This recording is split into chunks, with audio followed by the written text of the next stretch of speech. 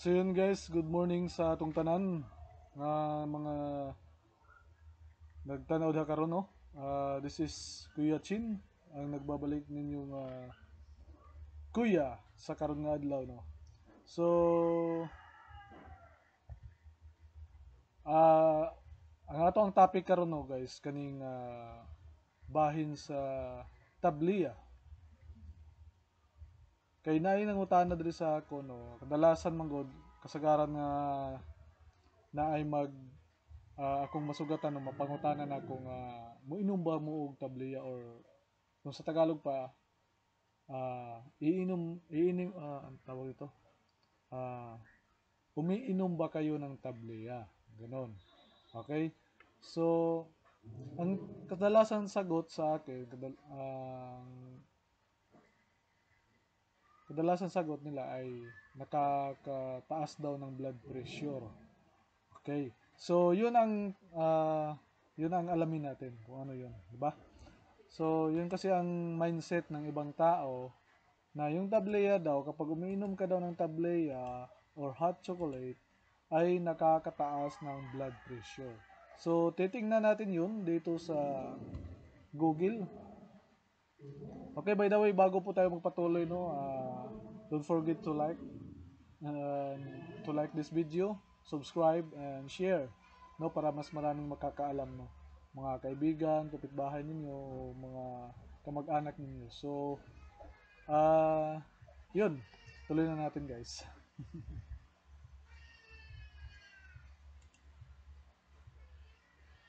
Okay, according to Google, no, nag-search po ako dito sa Google. Ang tabliya po ba ay nakakataas ng blood pressure? So, ang lumabas po ito. Okay. Cacao powder is packed with flavonoids, which have been shown to help lower blood pressure. Okay, so hindi pala siya nakakataas ng blood pressure, guys, no? So, ang sagot dito it's which have been shown to help lower blood pressure. Okay, so nakakatulong siya sa pagpapababa ng iyong blood pressure. So, hindi siya nakaka-high blood, guys. So, tanggalin nyo na yung mindset nyo, yung nasa utak nyo, iniisip ninyo na ang pag-inom ng tabliya ay nakakataas ng blood pressure. So, hindi po. So, ayun. Nakakatulong siya. Kahit kayo mag-search, i-search nyo dyan sa Google, kung may mga cellphone kayo dyan, open nyo yung Google ninyo, tingnan ninyo. I-search ninyo kung ang tabliya po ba, ang kakao, kapag umiinom ka nito araw-araw, nakakataas ba ito ng blood pressure? Okay? Search ninyo. Makikita nyo po dyan is nakakatulong siya sa pagbababa ng iyong blood pressure. Okay?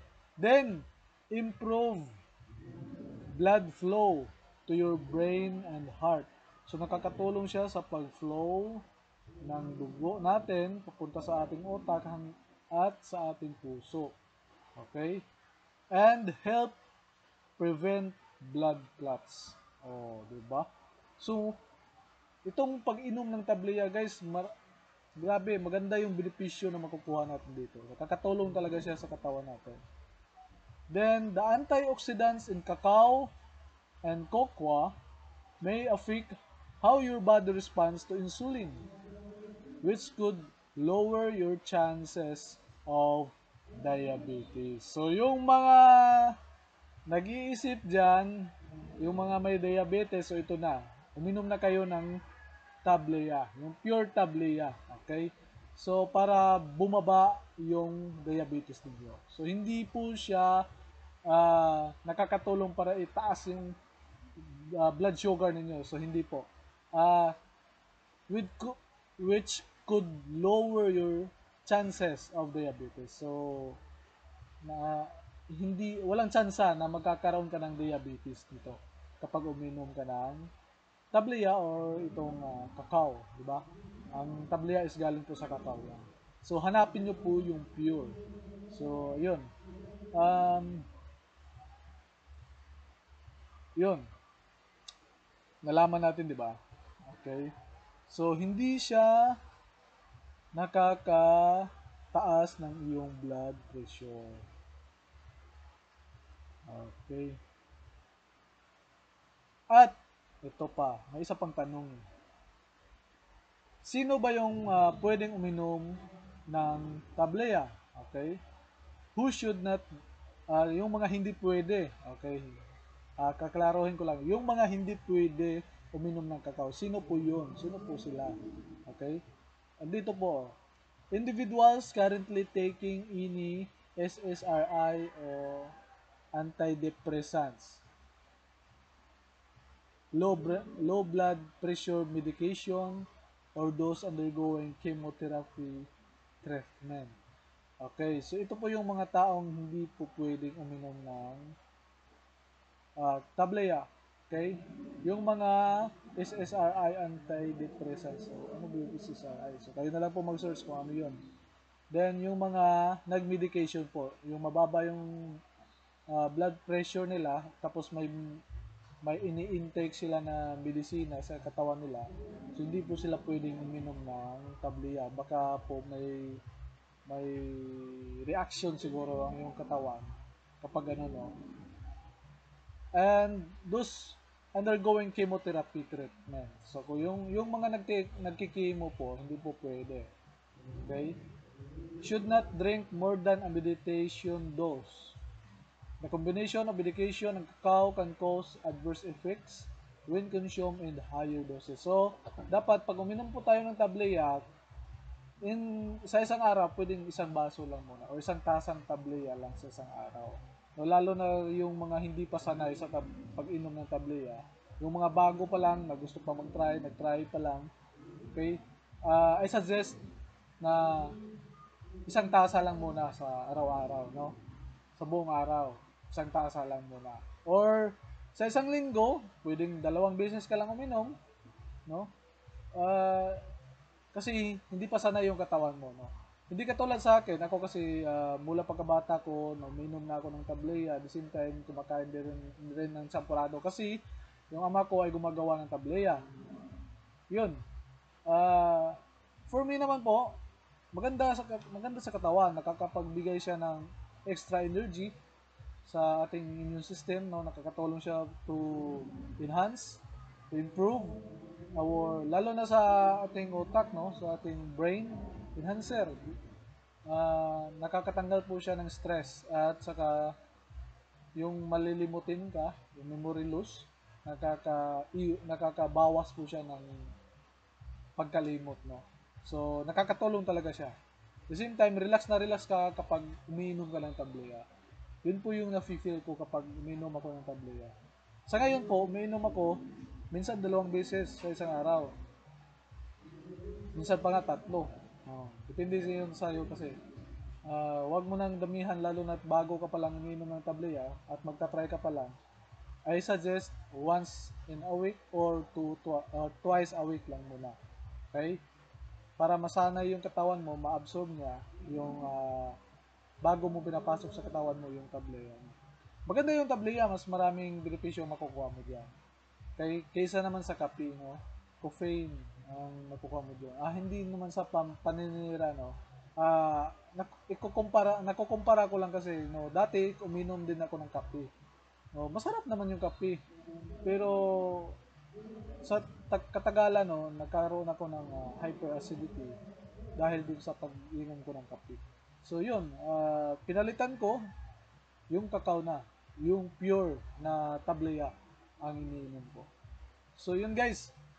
At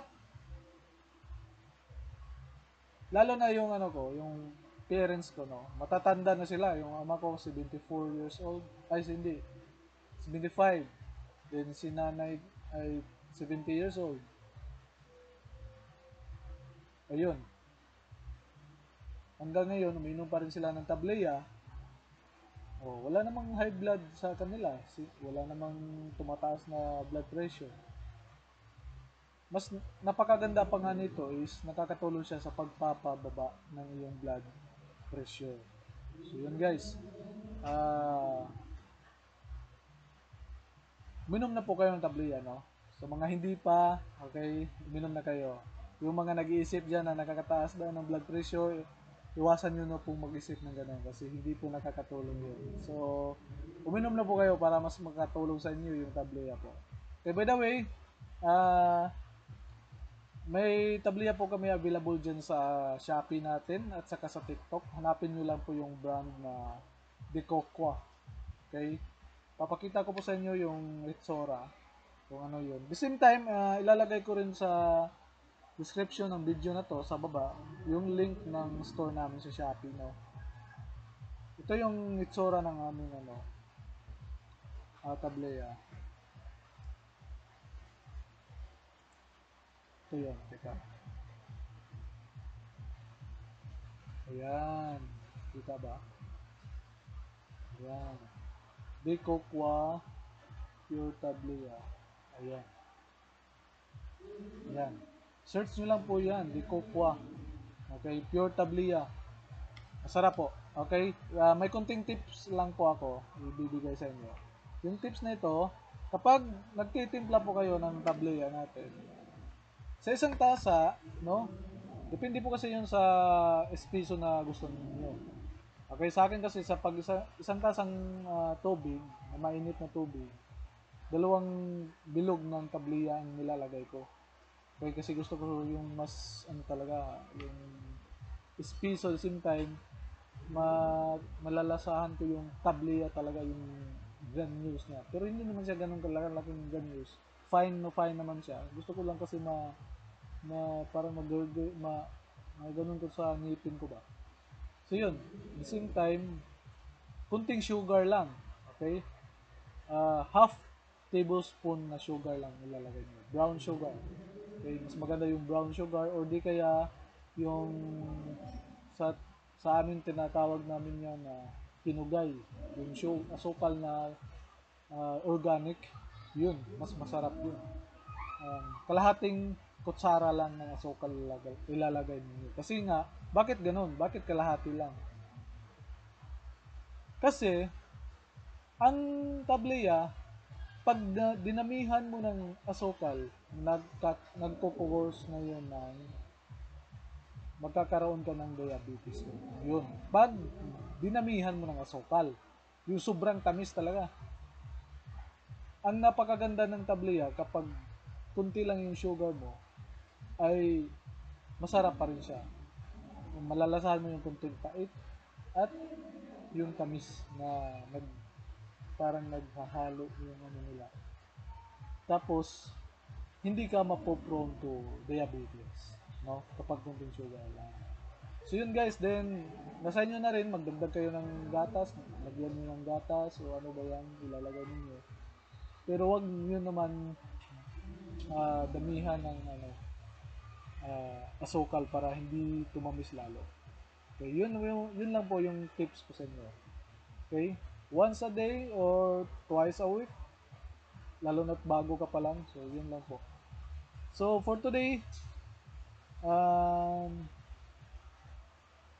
yun lang po ang ibabahagi ko sa inyo. So, don't forget to click the like button, share, and subscribe para sa next video natin. Ang pag-uusapan natin naman sa next ay ano ba yung mga benepisyo na makukuha natin sa pag-inom ng tableya araw-araw. So, yun lang po guys for today's video. Thank you and God bless sa ating lahat. Bye-bye.